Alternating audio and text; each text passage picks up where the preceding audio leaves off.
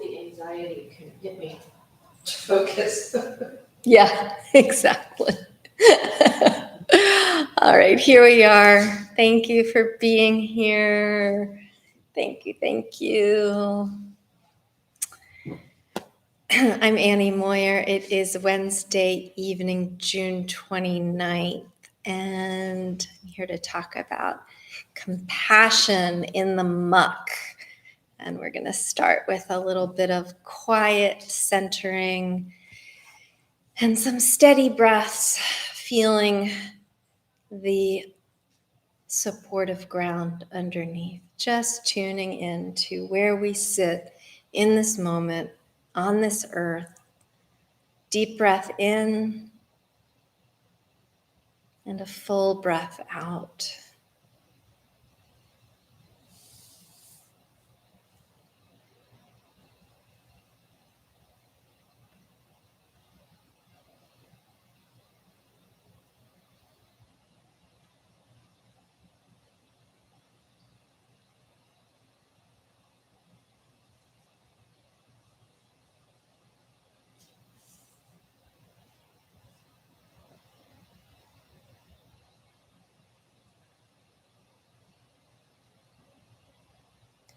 Returning again and again to the sensation of breath,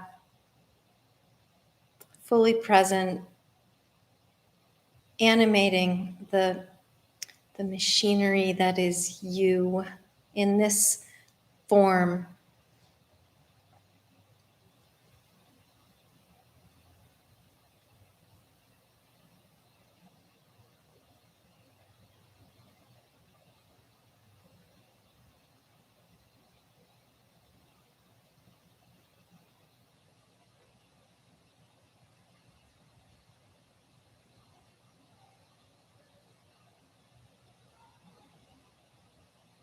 Breath comes in.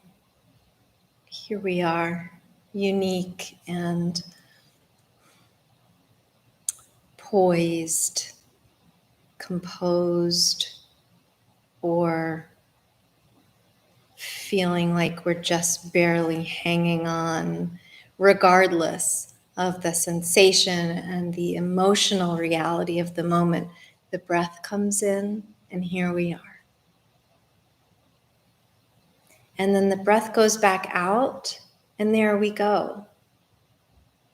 Acknowledging with the very mechanism of our being, the interconnected reality of humanity.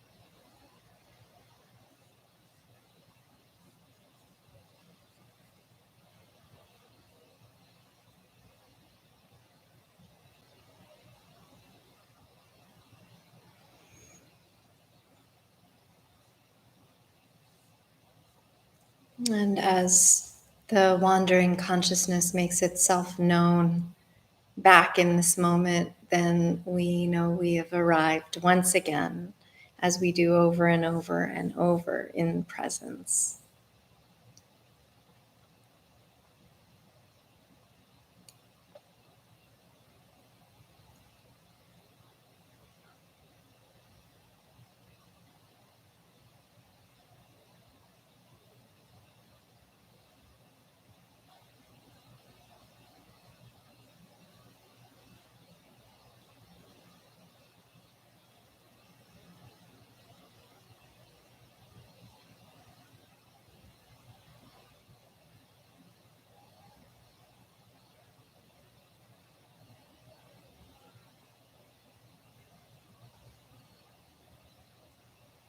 Perhaps you have ambient sound in your immediate surroundings. Bring that in with the breath. Acknowledge its presence.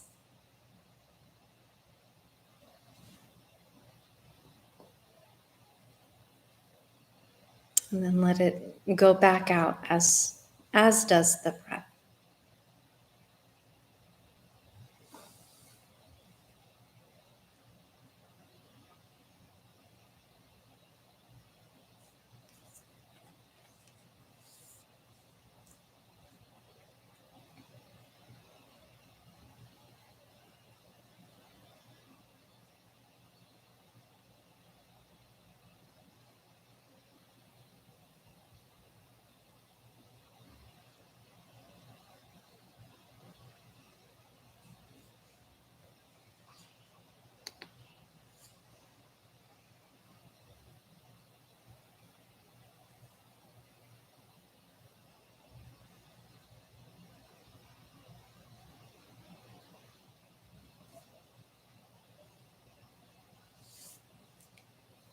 A breath comes in.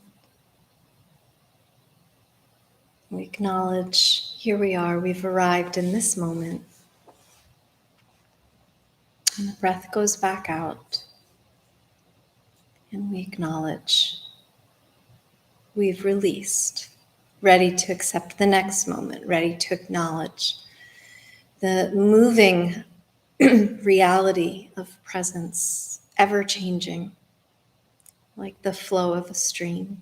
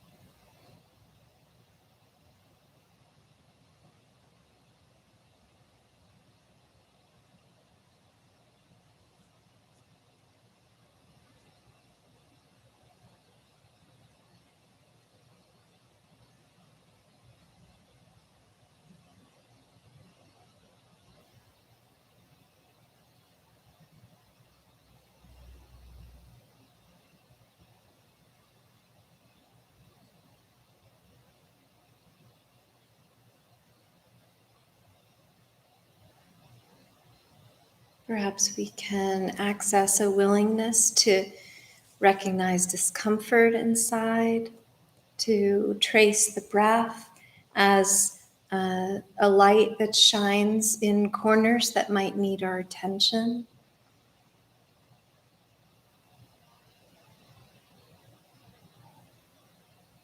And then to hold that attention with some patience, with some nurturance,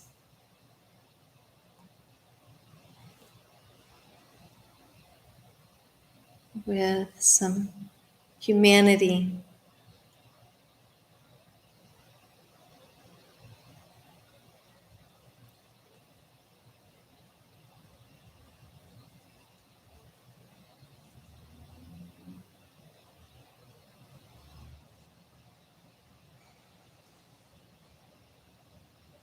And then just deepen the breath a bit and return your awareness to your immediate surroundings and maybe shift and twist and stretch.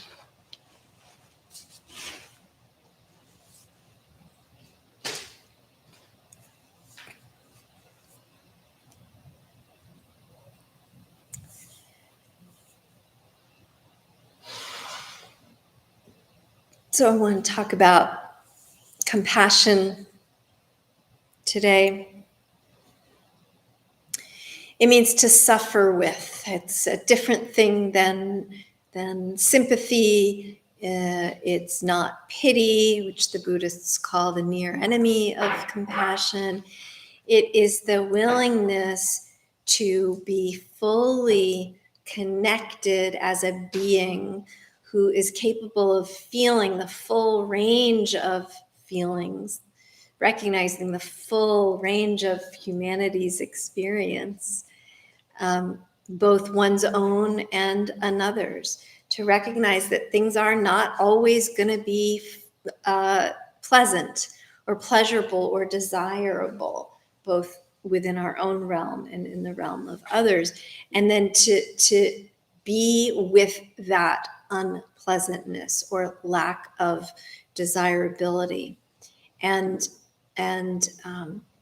abide it, which is not the same thing as allowing it to be perpetuated, but to abide, to stand or sit or observe with steadiness and patience, to say, what's my role in this truth of suffering? Do I have a purpose here? Is there something I can do? And we only can get to that place of answering that question if we're willing to feel the reality of that discomfort.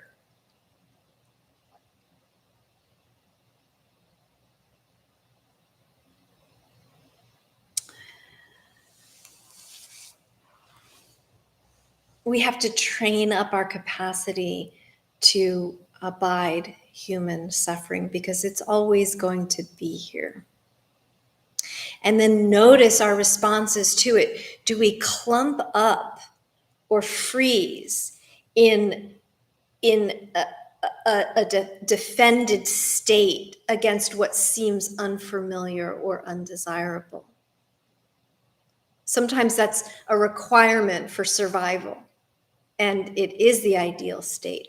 But more often than not, it's simply a gut reaction to avoid all of what we don't want or can't tolerate. And what we're not seeing in that moment is that those things are going to come back again and again and again. If not for within our own immediate realm, then in the realms adjacent to our lives, until we're willing to face it.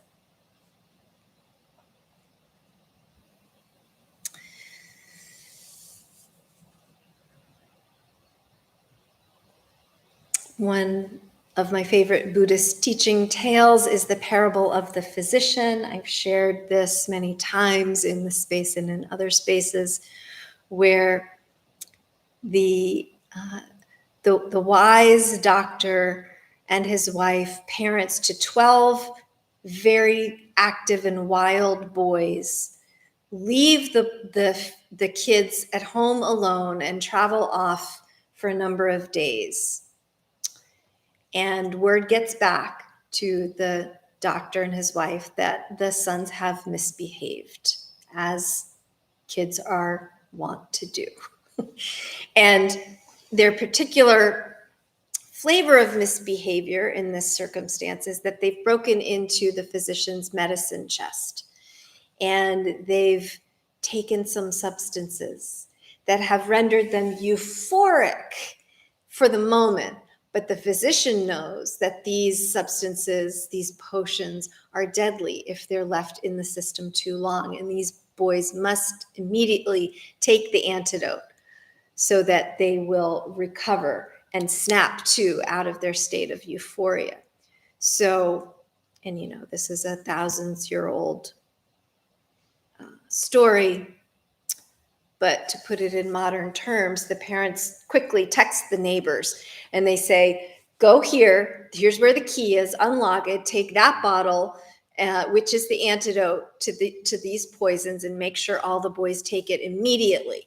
So the neighbors rush over, they break into the house, they find the correct stuff, they administer it to most of the boys, but a few of the boys refuse to take it because they're having such a good time.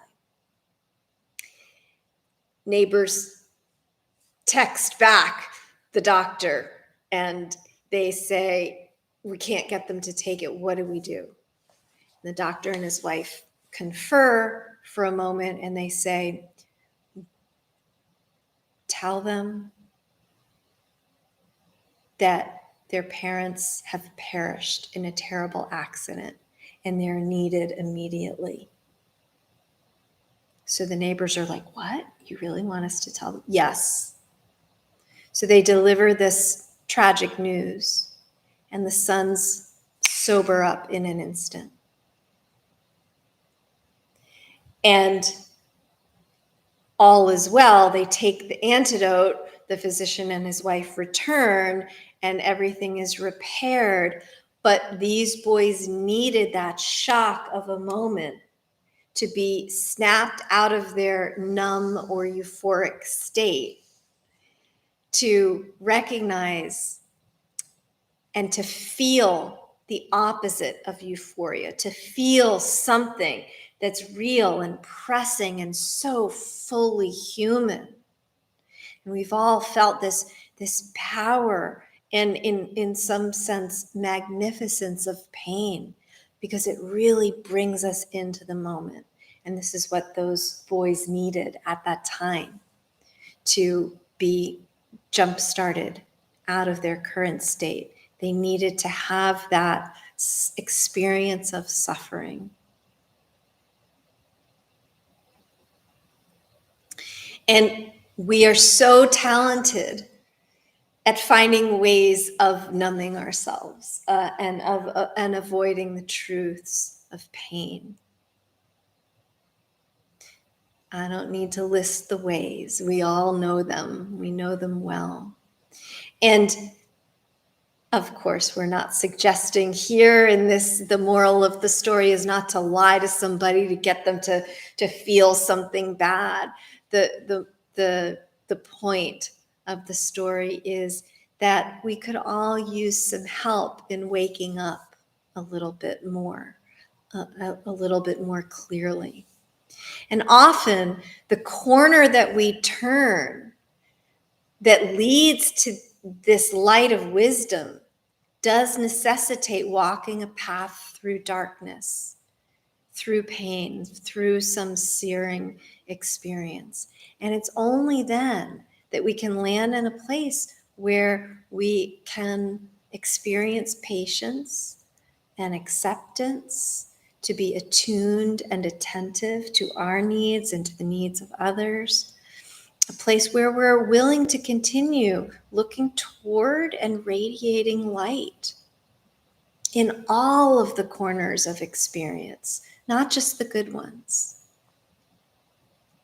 Once we've landed here, we can fully and unconditionally, we can truly love ourselves and our intimates and every living and sentient being if we can see each other's pain.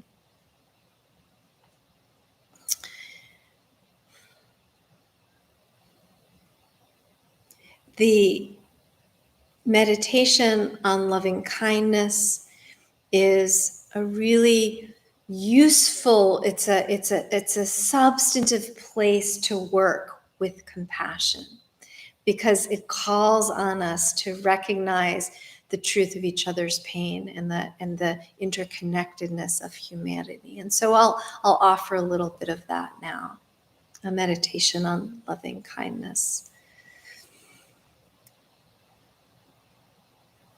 And we start with ourselves. Let's offer ourselves the wish, a sincere prayer. May I be happy. May I be healthy and safe. May my heart know peace.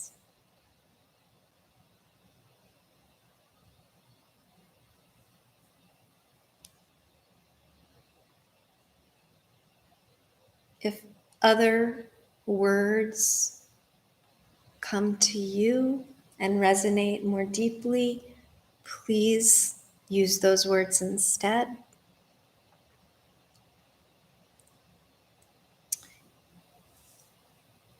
I've used lots of different phrases for loving kindness meditation. These ones I'm offering today in particular come from Sharon Salzberg. May I be happy. May I be healthy and safe. May my heart know peace.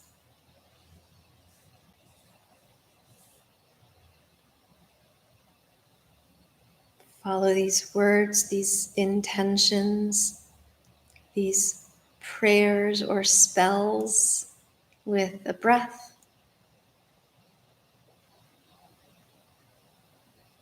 And another breath. May I be happy. May I be healthy and safe. May my heart know peace.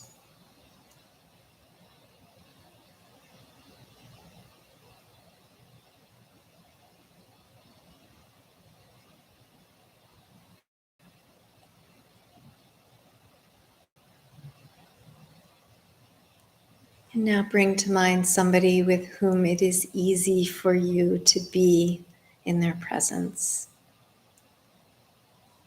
A loved one, an intimate, an uncomplicated relationship. And offer the same prayer for them. May you be happy. May you be healthy and safe. May your heart know peace.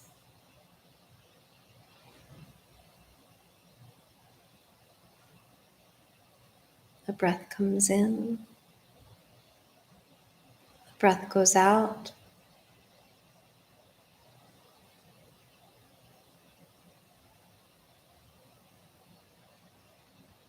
We return again and again to an open-hearted place of peace in this moment.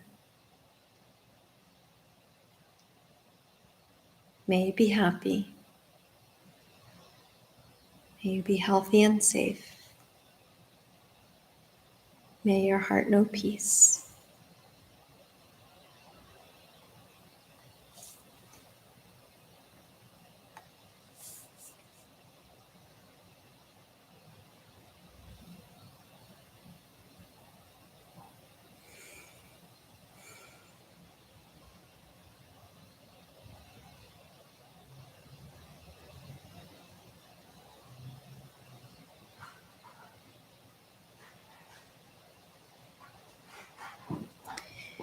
And now bring to mind somebody who represents some difficulty for you, perhaps somebody whose own suffering radiates back at you.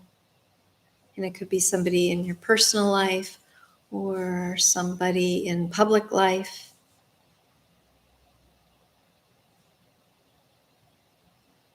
Somebody unknown to you personally, but whose actions affect our lives at large.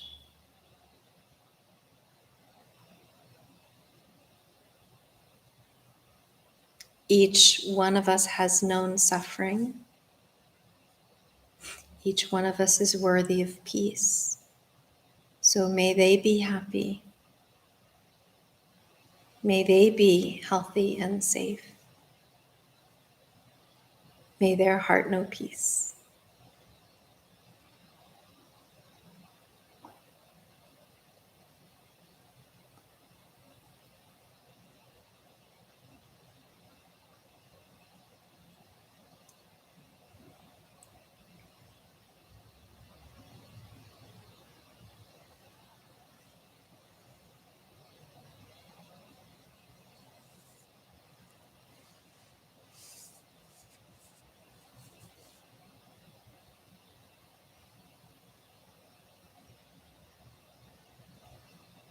May they be happy. May they be healthy and safe. May their hearts know peace.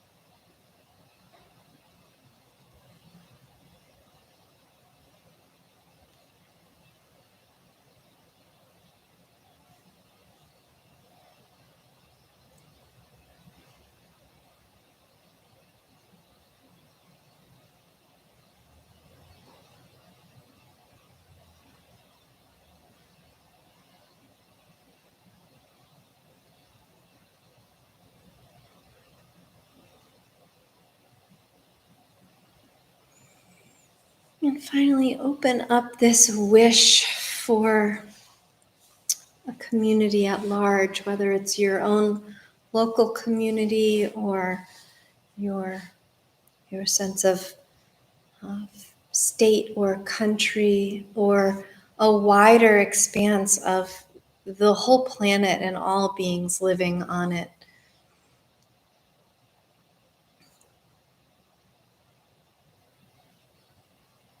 May we all be happy. May we all be healthy and safe. May we all be at peace.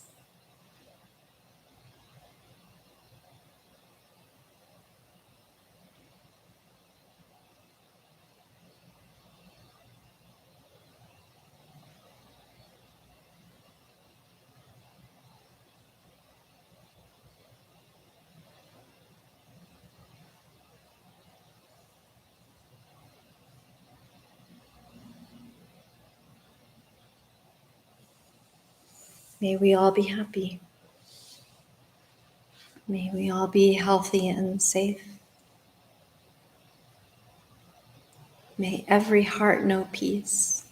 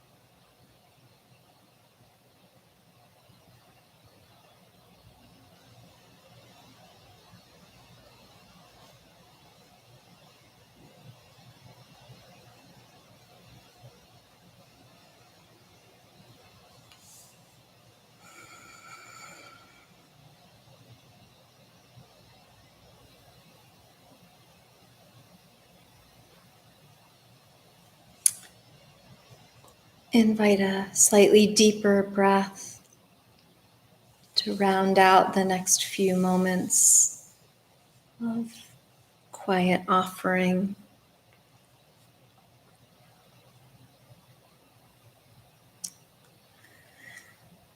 So, for many of us at this moment here in the end of June of 2022, things feel pretty mucky and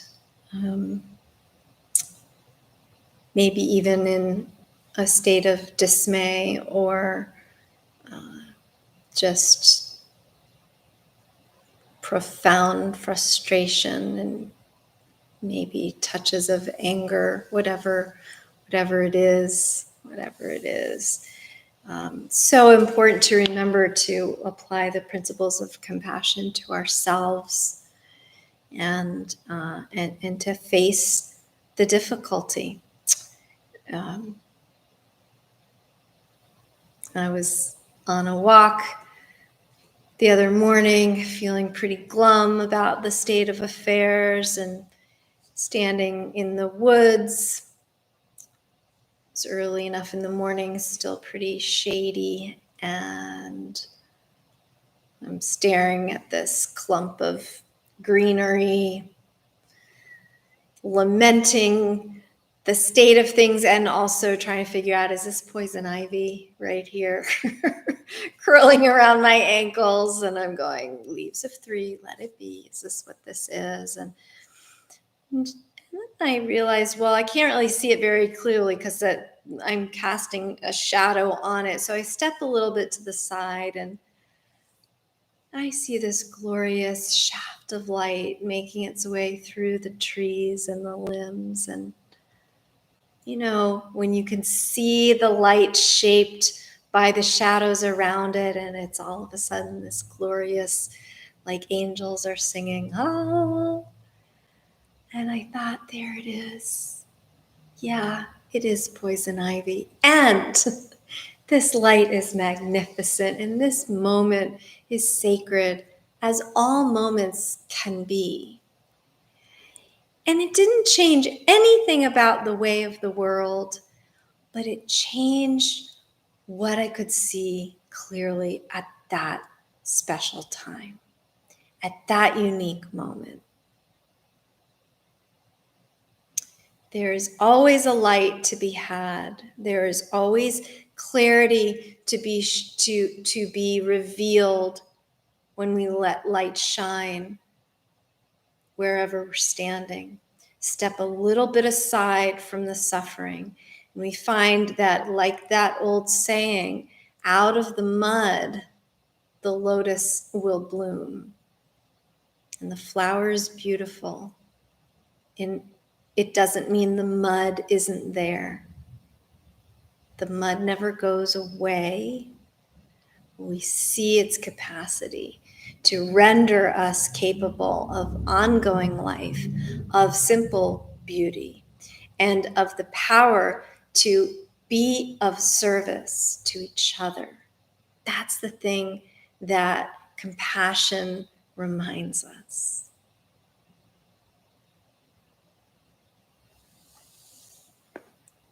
Let's just have a few more quiet moments together. Invite the breath.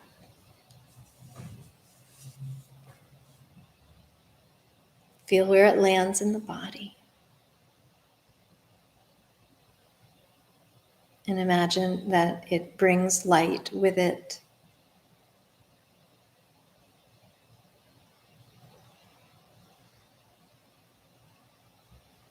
And that light capably and reliably reveals not just the muck, but also the magic.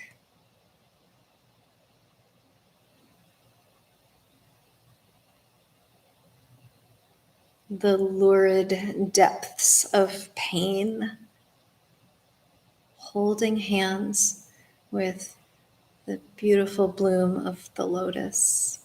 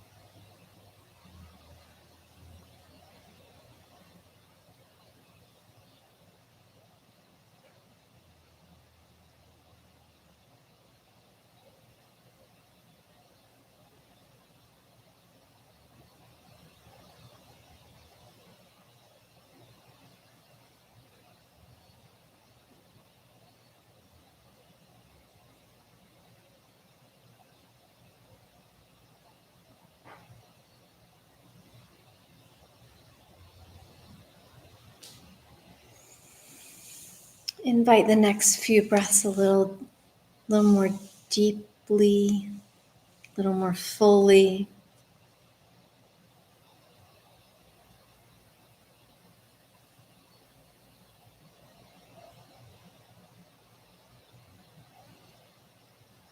Treasure these last few moments of intentional quiet.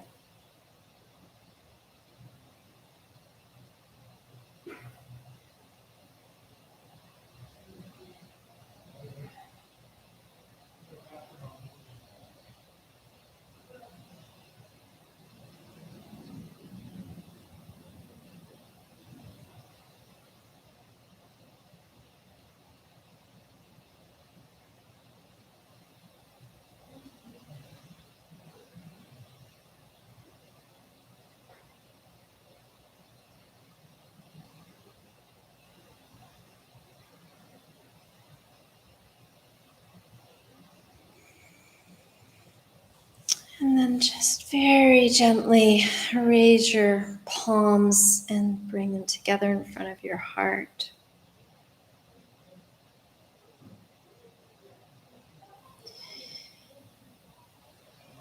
And a final wish before we close this session. May all beings be happy. May all beings be healthy and safe.